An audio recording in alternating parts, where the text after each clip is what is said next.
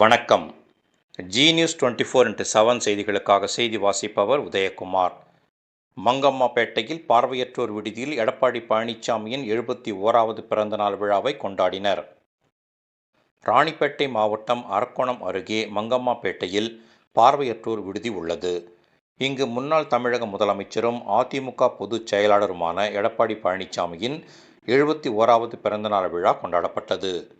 இந்நிகழ்ச்சிக்கு மாவட்ட எம்ஜிஆர் இளைஞரணி செயலாளர் பாலு தலைமை தாங்கினார். இளைஞரணி ஒன்றிய செயலாளர்கள் வக்கீல் பிரகதீஸ்வரன், பிரசாந்த் ஆகியோர் முன்னிலை வகித்தனர். அனைவரையும் ஒன்றிய மாணவர் அணி செயலாளர் சத்யநாராயணன் வரவேற்றார். இந்நிகழ்ச்சியில் சிறப்பு அழைப்பாளராக மாவட்ட செயலாளர் சு. ரவி எம்எல்ஏ கலந்து கொண்டு பார்வையற்றோர்களுக்கு நலத்திட்ட உதவிகளை வழங்கி கேக் வெட்டி எடப்பாடி பழனிசாமியின் பிறந்தநாள் விழாவை கொண்டாடினார்.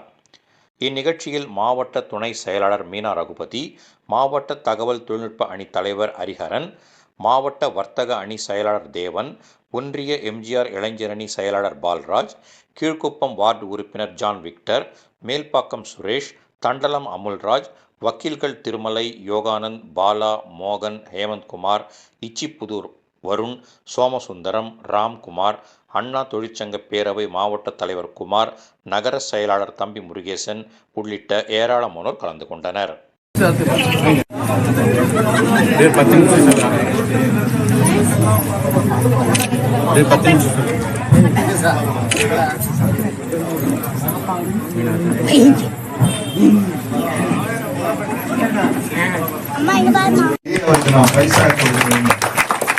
/72வது பிறந்தநாள் விழாவிலே செஞ்சாட்டிக்கோட்டையிலே அண்ணன் எடப்பாடியார் அவர்கள் தமிழகத்துடைய முதலமைச்சராக ஆட்சி கட்சியில் அமர்ந்து ஏழை எளிய மக்களுக்கு பல்வேறு திட்டங்களை கொடுக்கிற ஒரு வாய்ப்பை நாம் ஏற்படுத்தி தர வேண்டும். அதற்கு எல்லோரும் நாம் இங்க இருக்கக்கூடிய மாவட்ட எம்ஜிஆர் இளைஞர்களுடைய நிர்வாகிகள், இங்க வந்திருக்கக்கூடிய கழகத்தினுடைய நிர்வாகிகள் எல்லோரும் சேர்ந்து இங்க இருக்கக்கூடிய வெளியிலிருந்தவர்களுடைய ஆசையோடு அவர் வெற்றி பெற்று முதலமைச்சராக வேண்டும், அவர் நீர்வீடி வாழ வேண்டும், நோய் நொடி இல்லாமல் வாழ வேண்டும்.